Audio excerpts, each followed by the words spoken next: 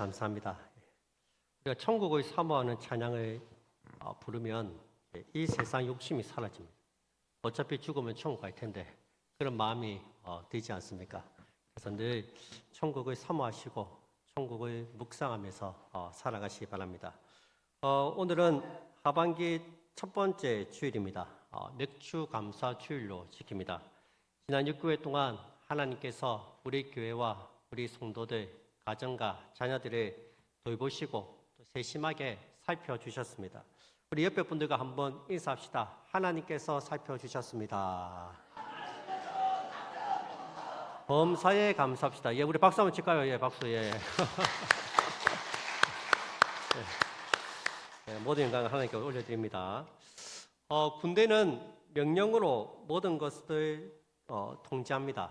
삼명하복이라 하죠. 상관의 명령에 무조건 복종을 해야 됩니다.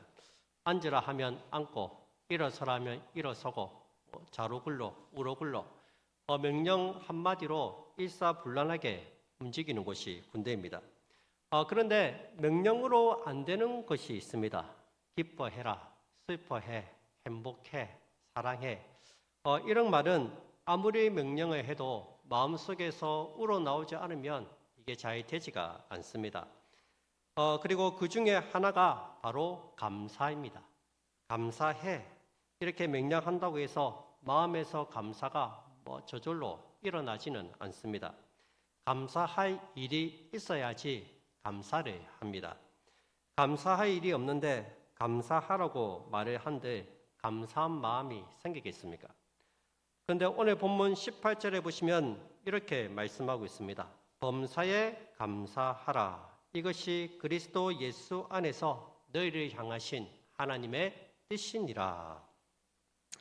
여기서 감사하라 이 말씀은 권유나 제안이 아닙니다. 명령형으로 되어 있습니다. 하나님께서 감사하라고 명령하고 있습니다. 인간은 기계가 아닌데 어떻게 감사하라고 명령한다고 해서 감사가 나올 수가 있겠습니까? 그런데 본문은 여기서 한 걸음 더 나아갑니다. 범사에 감사하라고 말씀하고 있습니다. 모든 일에 다 감사하라는 것입니다. 좋은 일에만 감사하는 것이 아니라 슬픈 일, 힘든 일, 고난을 당해도 모든 일 속에서 감사하라는 것입니다. 사람이 어떻게 모든 일에 감사할 수 있겠습니까? 그런데 본문은 여기서 또 한 번 방점을 찍습니다. 다시 18절에 보시면 이것이 그리스도 예수 안에서 너희를 향하신 하나님의 뜻이니라. 범사에 감사하는 것이 하나님의 뜻, 하나님의 명령이라고 말씀하고 있습니다. 우리가 늘 궁금한 게 있잖아요. 하나님의 뜻이 뭘까? 하나님이 원하시는 것이 뭘까? 늘 궁금하잖아요. 내가 하나님의 뜻이 무엇인지 안다면 내가 그 일을 할 건데 하나님의 뜻이 무엇입니까? 늘 어떤 문제나 어떤 상황 속에서 묻지 않습니까? 그때 하나님의 뜻이 뭐라고요? 범사에 감사하는 것이 하나님의 뜻이라는 거예요. 하나님의 믿는 자녀로서 우리가 하나님의 뜻을 거역할 수 있겠습니까? 무조건 순종해야 됩니다. 하지만 그것이 결코 쉬운 일이 아닙니다. 이 말씀을 들으면 하나님께 섭섭한 마음이 들기도 합니다. 하나님, 제 형편을 모르십니까? 제가 지금 감사의 처지가 아닙니다. 몸도 안 좋고 자녀들 문제, 사업 문제, 여러 가지 문제들이 산적해 있습니다. 제 마음도 모르시고 감사하라고 명령을 하십니까? 이렇게 섭섭한 마음이 들 수도 있습니다. 그런데 한편으로 생각해 보면 전능하신 하나님께서는 우리의 사정과 우리의 형편을 너무나도 잘 알고 있다는 것입니다. 내가 얼마나 힘들어하고 있는지, 얼마나 고통스러운지 다른 사람들은 다 몰라도 하나님은 다 아십니다. 모든 것을 다 아시는 하나님께서 그래도 범사에 감사해라. 이것이 너희를 향한 나의 뜻이다. 말씀하신다면 거기에는 분명 깊은 이유가 있지 않겠습니까? 만약 성경이 범사에 감사하라는 말로 끝났다면 감사는 전적으로 우리의 노력에 달려 있습니다. 억지로 감사를 하려다가 결국 지치고 낙심할지도 모릅니다. 하지만 성경은 이렇게 이어집니다. 이는 그리스도 예수 안에서 너희를 향하신 하나님의 뜻이니라. 지금 겪고 있는 문제와 어려움이 당장 해결되지 않고 눈물 나는 상황이라 할지라도 하나님은 이미 그 끝을 보고 계시다는 것입니다. 우리는 지금 눈앞의 현실만 보고 있습니다. 눈앞의 현실만 보면 감사할 거리가 없습니다. 그런데 하나님은 끝을 보고 있는 거예요. 끝을. 결국에는 네가 감사하게 될 것이라는 거예요. 하나님의 이 일을 통해 이루신 미래를 보고 계십니다. 그래서 하나님은 문제가 다 해결된 다음에 감사하라 하지 않고 지금 감사하라고 말씀하십니다. 하나님께서는 언젠가 지금의 눈물을 감사의 제목으로 바꾸어 주실 것이기 때문입니다. 그래서 범사에 감사하라는 말씀은 억지로 웃거나 아무렇지 않은 척 하라는 뜻이 아닙니다. 오히려 내가 이 일을 책임지고 이끌어 갈 테니까 너는 걱정하지 말고 감사하라는 말씀입니다. 너는 나만 믿고 먼저 감사하라는 하나님의 초대입니다. 여러분, 지금은 감사의 이유가 보이지 않아도 괜찮습니다. 하나님께서 감사하라고 말씀하셨다면 분명히 하나님께서 이 일을 감사할 거리로 만들어 주실 것입니다. 지금 보기에는 문제고 고난이고 어려움이지만 감사하라고 명령하신 것은 끝에 가보면 그 끝은 감사가 될 것임을 알고 계시기 때문입니다.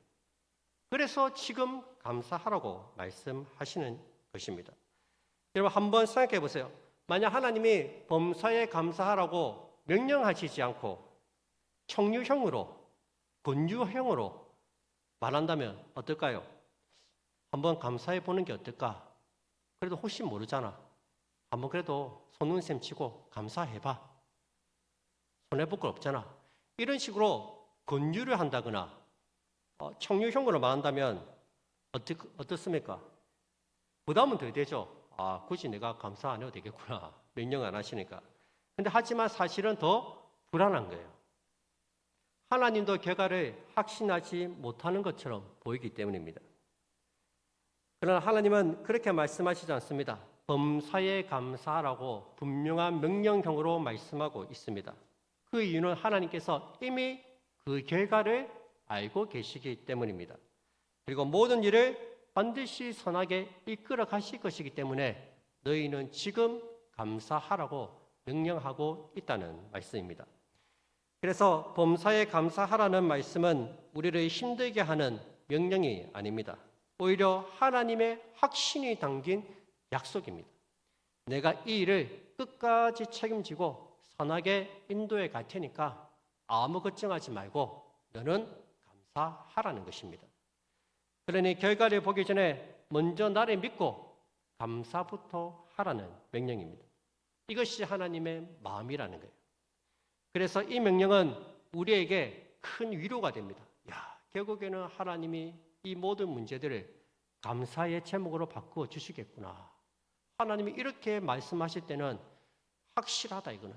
확실하다. 그래서 우리가 감사를 하는 거예요. 이 믿음이 생길 때 감사는 억지가 아니라 믿음의 고백이 되는 것입니다. 여러분, 어느덧 올해도 절반이 지났습니다. 지난 6개월을 돌아보면 하나님께서 응답해 주셔서 해결된 일들도 있을 겁니다. 그런데 반대로 아직도 해결되지 않는 문제를 붙잡고 기도하는 분들도 있을 것입니다. 하지만 오늘 이 예배만큼은 모든 문제가 다 해결이 되어서 감사하는 것이 아니라 하나님을 믿기 때문에 먼저 감사하는 시간이 되시기를 바랍니다. 그럼 이제 우리가 어려운 중에도 모든 일에 감사해야 하는 세 가지 이유를 한번 살펴보도록 하겠습니다. 첫째, 우리를 향한 하나님의 뜻은 언제나 선하시기 때문입니다. 여러분, 살다 보면 힘든 일을 만날 때가 있습니다. 분명 그 일 자체는 분명히 힘들고 아픈 일입니다. 하지만 그 상황 속에서 행하시는 하나님은 선하신 하나님이십니다. 우리 하나님은 공의롭고 정의롭고 선하신 분이십니다. 그 하나님이 이 문제에 끼어들기만 하면, 개입하시기만 하면 이 문제는 선한 문제로 바꿔 가신다는 것입니다. 하나님은 우리를 망하게 하거나 전망하게 하려고 일하지 않으십니다. 예레미야 29장 11절에 보시면 여호와의 말씀이니라 너희를 향한 나의 생각은 내가 아나니 재앙이 아니요 평안이요 너희에게 미래와 희망을 주는 것이니라. 하나님이 분명히 말씀하고 있습니다. 내가 너희를 위해 준비한 것은 재앙이 아니라 평안이다. 평안. 절망이 아니라 미래와 희망을 너희에게 주는 것이다. 우리 눈에는 재앙처럼 보입니다. 실패처럼 보입니다. 근데 하나님은 그것을 소망으로 바꿔주시고 평안함을 주십니다. 그래서 중요한 것은 문제 없는 삶이 아니라 문제 가운데 하나님을 모셔드리는 것입니다. 문제를 내 힘으로 붙잡고 있으면 점점 더 무겁게 느껴집니다. 그런데 하나님께 맡기면 하나님께서 직접 일하기 시작하십니다. 그래서 우리는 기도를 해야 됩니다. 하나님, 이 문제와 함께 해 주십시오. 이 상황 속에서 하나님의 뜻을 이루어 주십시오. 그때 하나님께서는 하나님의 선하신 뜻대로 우리를 가장 좋은 길로 인도해 가십니다. 로마서 8장 28절도 이렇게 약속하고 있습니다. 우리가 이거니와 하나님을 사랑하는 자, 곧 그의 뜻대로 부르심을 입은 자들에게는 모든 것이 합력하여 선을 이루느니라. 빌립보서 2장 13절입니다. 너희 안에서 행하시는 이는 하나님이시니 자기의 기쁘신 뜻을 위하여 너희로 소원을 두고 행하게 하시나니. 우리는 오늘만 보지만 하나님은 끝을 보고 일하고 계십니다. 우리는 한 가지 문제만 보고 있지만 하나님은 그 모든 일들을 사용하셔서 선을 이루어 가시는 분이십니다. 그래서 감사는 결과를 보고 하는 것이 아닙니다. 모든 것을 선하게 이루시 하나님을 믿고 먼저 드리는 믿음의 고백입니다. 제가 대구에서 사역할 때 한 권사님의 공장에서 화재가 발생했습니다. 우리가 몇 달 전에 저기 대동에 어디입니까? 주중에 그 공장에서 화재가 발생해서 완전히 다 불에 탔지 않습니까? 제가 그 소식을 듣고 곧바로 전화를 했습니다. 어떻게 위로를 해야 할지 참 마음이 무거웠습니다. 그런데 오히려 권사님이 담담하게 말씀하시는 거예요. 목사님, 괜찮습니다. 이제 비워졌으니까 하나님께서 다시 채워주시겠죠. 그렇게 말씀하시는 거예요. 제가 그 말을 듣고 깜짝 놀랐습니다. 야, 진짜 이분은 범사에 감사하시는 분이구나. 어떻게 이런 상황 속에서 감사가 먼저 나올까? 다음날 화재 현장을 찾아서 함께 기도했습니다. 하나님, 우리는 왜 이런 일이 일어나는지 다 알지 못합니다. 그러나 한 가지는 믿습니다. 지금도 하나님께서 일하고 계심을 믿습니다. 시작하신 일을 끝까지 이루어 가십시오. 기도를 하고 나니까 권사님이 제 손을 콕 잡고 감사합니다. 감사합니다. 여러분 감사하다고 이야기를 하는 거예요. 권사님, 뭐가 그렇게 감사합니까? 눈물을 글썽이며 얘기를 합니다. 이번 일을 통해서 성도들의 사랑을 많이 받았습니다.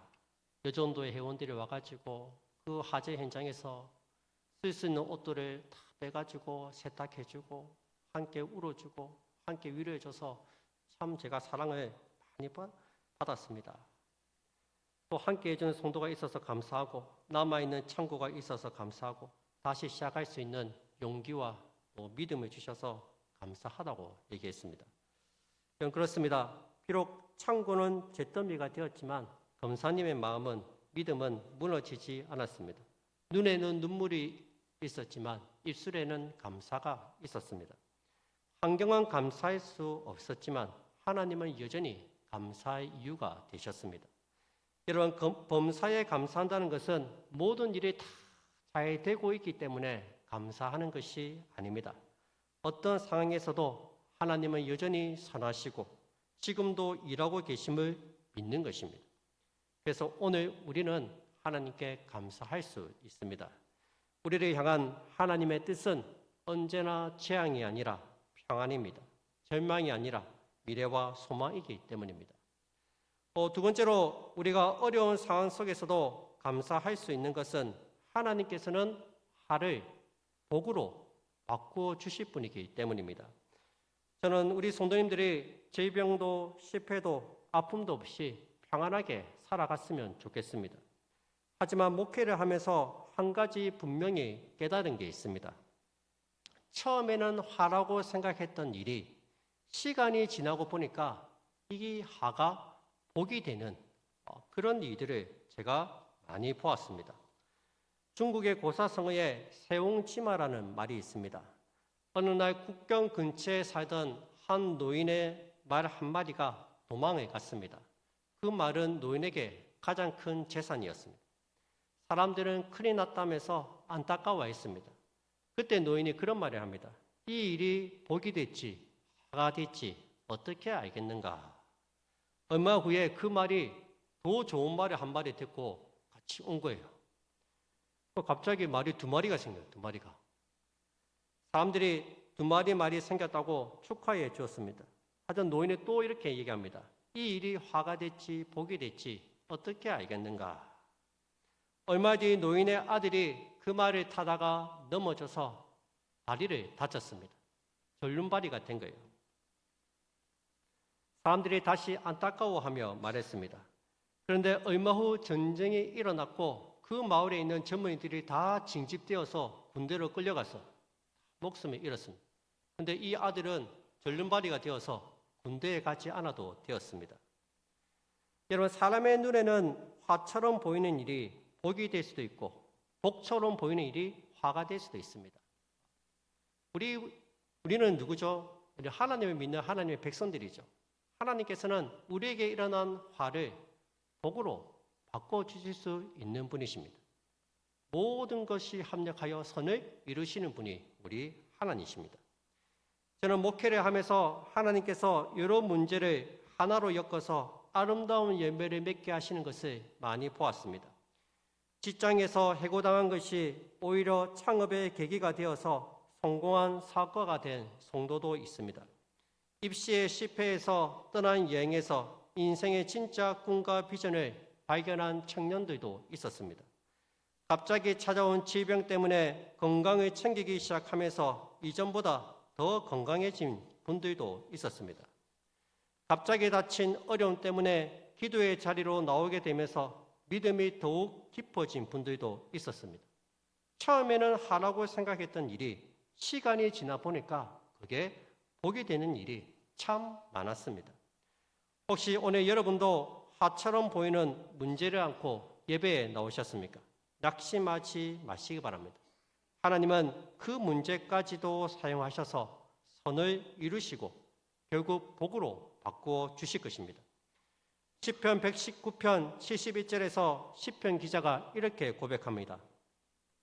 고난 당한 것이 내게 유익이라.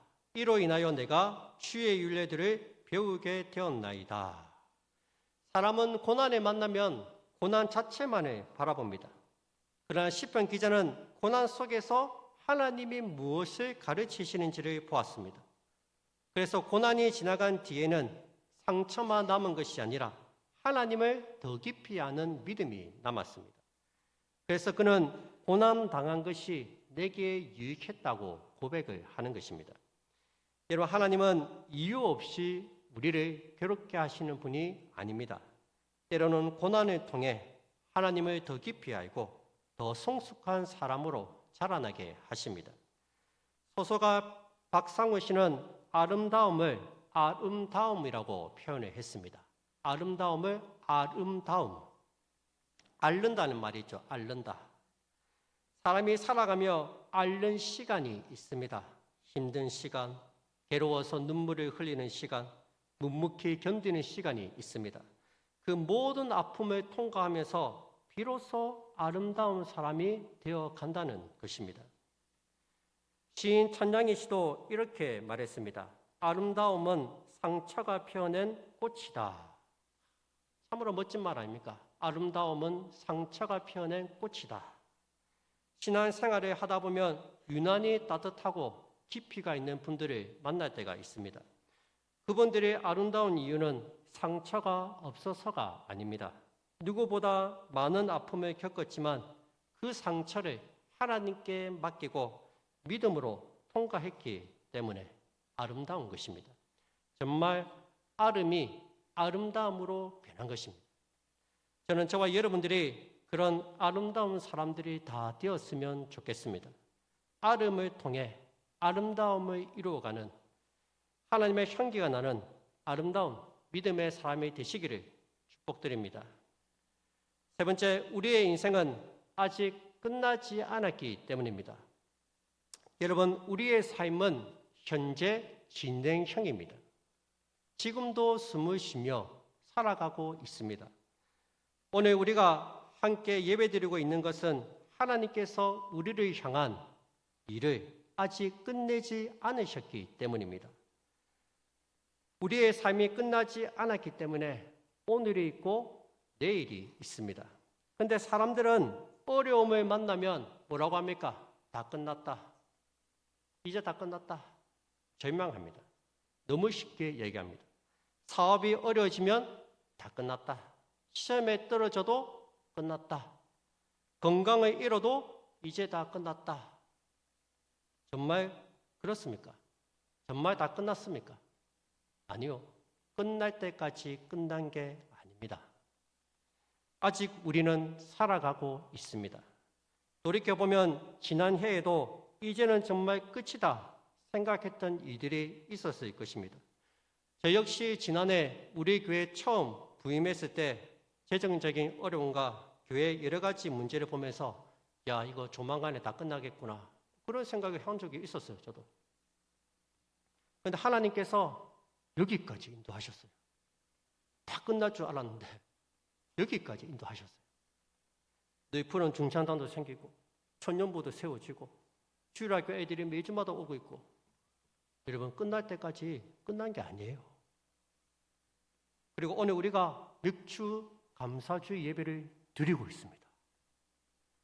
하나님께서 우리의 인생을 끝내지 않으셨기 때문에 우리 인생은 계속되고 있는 거예요. 이어지고 있습니다. 여러분 지금의 어려움을 인생의 마지막이라고 판단해서는 안 됩니다. 우리 인생은 봉우리 하나를 넘으면 끝나는 산이 아닙니다. 골짜기 하나를 지나면 끝나는 길도 아닙니다. 우리 인생은 수많은 봉우리와 수많은 골짜기가 이어지는 산맥과도 같습니다. 높은 산을 지나면 골짜기가 있고 골짜기를 지나면 다시 새로운 봉우리가 나옵니다. 그래서 한 봉우리에 올랐다고 해서 교만할 필요도 없고 골짜기로 내려갔다고 해서 전망할 필요도 없습니다. 하나님은 언제나 우리와 함께 다음 길을 준비하고 계십니다. 저는 인생을 생각할 때마다 마침표와 쉼표를 떠올립니다. 우리는 힘든 일을 만나면 너무 빨리 마침표를 찍습니다. 아이고 이제 다 끝났다. 이제는 안 되는갑다. 더 이상 희망은 없다. 마침표를 탁 찍어요. 하지만 하나님께서 보실 때 그것은 마침표가 아니라 쉼표입니다. 쉼표. 쉼표일 때가 많습니다. 사업에 실패하고 농사에 실패하고 시험에 떨어지고 건강이 약해졌다고 인생이 끝난 것이 아니라는 거예요. 어쩌면 하나님께서 잠시 쉬어가라. 잠시 멈추어서 숨을 고르고 다시 나를 바라보라 말씀하시는 쉼표라는 거예요. 그런데 사람들은 쉼표가 있어야 할 자리에 마침표를 꼭 찍습니다. 스스로 마침표를 찍어요. 여러분 아직 끝난 게 아닙니다. 거기는 마침표가 아니고 쉼표를 쓰셔야죠. 쉼표를. 잠시 멈추어 서서 숨을 고르고 다시 하나님을 바라보시기 바랍니다. 그 시간은 이제 더 멀리 가기 위해서 준비하는 시간입니다. 충분히 쉬고 더 멀리 주님과 나아가는 것입니다. 지난주에 제가 우리 성도님들과 같이 한명자 권사님 병원 신방을 갔다 왔습니다. 권사님께서 오랫동안 허리가 아프셨는데 끝까지 참고 계시다가 참다가 도저히 못 참아서 이제 병원에 입원해서 수술을 받으셨습니다. 제가 권사님께 말씀드렸습니다. 권사님, 허리 수술 잘 끝났으니까 이제 새롭게 허리를 리모델링 하셨으니까 100세까지 사시기 바랍니다. 새롭게 허리를 고쳤으니까 100세까지 사셔야죠. 허리 수술은 권사님 인생의 마침표가 아니라 쉼표입니다. 쉼표. 잠시 쉬며 몸을 회복하고 다시 건강하게 섬기라고 하나님께서 허락하신 쉼표입니다. 여러분, 아무리 아름다운 노래도 쉼표 없이는 부를 수가 없습니다. 쉼표가 있어야지 숨을 고르고 끝까지 노래할 수 있습니다. 하나님은 우리의 인생이라는 노래를 아름답게 완성하시기 위해 때로는 쉼표를 허락하십니다. 시편을 중간중간 읽다 보면 셀라라는 말이 나와요. 셀라. 셀라는 잠시 멈추어서 하나님을 묵상하라는 거예요. 셀라는. 이 말씀 읽고 잠시 멈추어서 하나님을 한번 묵상해라. 쉬어가라. 그 말입니다. 어쩌면 지금 여러분의 삶에 찾아온 멈춤도 하나님께서 주신 셀라일지 모릅니다. 잠시 멈추어서 하나님을 묵상하시고 다시 시작하시기 바랍니다. 하나님은 지금도 여러분의 다음 이야기를 준비하고 계십니다. 하나님이 끝낼 때까지 끝난 것이 아니라는 것입니다. 말씀 맺겠습니다. 곡선이 이긴다는 책이 있습니다. 그 책에 이런 문장이 있습니다.